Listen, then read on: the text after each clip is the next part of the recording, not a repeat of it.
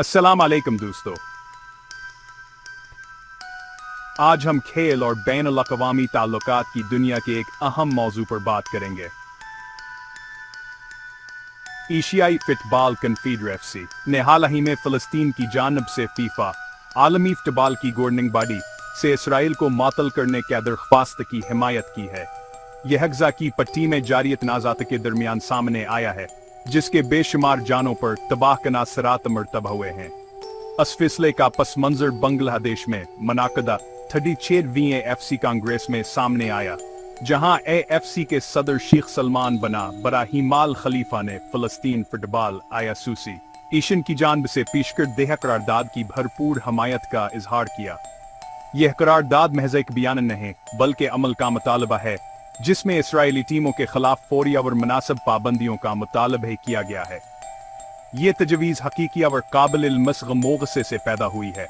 फ़लस्तीन football association ने Israeli फौजी कार्रवाइयों के बायस गज़ा में होने वाले शदीद तबाही को उजागर किया है।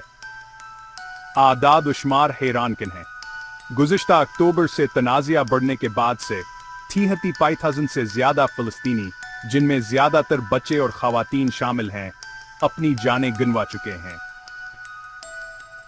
इन मुबाहिसों के दौरान फुटबॉल कम्युनिटी ने मुतासरीन के लिए एक अलमनाक खामोशी इख्तियार की। ये एक ऐसा इशारा है जो मुश्तरका सोग की निशानदही करता है। यकजहती काल में फीफा जियानियान इन्फेंटिनो की क़ियादत में ने बहसूरत हाल के संगीनी को तस्लीम किया, जबकि फीफा का मकसद दुनिया भर में फुटबॉल को फ़रोग़ देना है, लेकिन इसके साथ साथ वो खेल के जरिए समाजी महंगी को फ़रोग़ देने और आलमी मसाइल को हल करने में अपने किरदार पर भी जोर देता है। जैसे जैसे हम फीफा के फैसले की जानब देखते हैं, दुनिया करीब से देख रही है। यह का हमल मा है जो आलमी सतह पर खेल, सियासत और इंसानी हमदर्दी के बाहमी ताल्लुक को आज सरनो मुतय्यन कर सकता है। इस सूरत हाल पर आपके क्या ख्यालात हैं?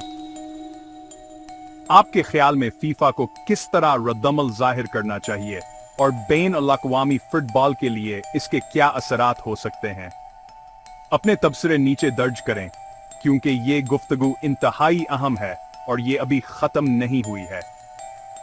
प्रोग्राम देखने का शुक्रिया, और अगर आपको ये गुफ्तगू बसीरत अफ़ज़ा लगी तो लाइक बटन दबाना ना भूलें। अगली वीडियो में मिलेंगे।